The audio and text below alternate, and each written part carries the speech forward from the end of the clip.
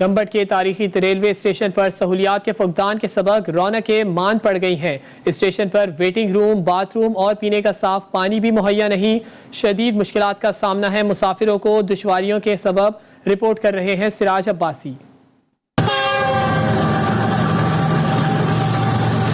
گھمٹ کے قدیم railway station پر waiting room نہ ہونے کے باعث مسافر کھلے آسمان کے نیچے کھڑے ہو کر ٹرینوں کا انتظار کرنے پر مجبور ہیں، جبکہ اسٹیشن پر مسافروں کے لیے بیت الخلاء اور پینے کے پانی تک کا انتظام نہیں ہے، جبکہ ملک بھر سے گمسن ہسپتال آنے والے مریضوں کے لیے صرف 3 ٹرینوں کے اسٹاف دیے گئے ہیں، جو کہ ناکافی ہیں۔ گھمبٹ ریلوے اسٹیشن پہ کافی ساری سہولتیں ہمارے پاس ہے ہی نہیں ہیں۔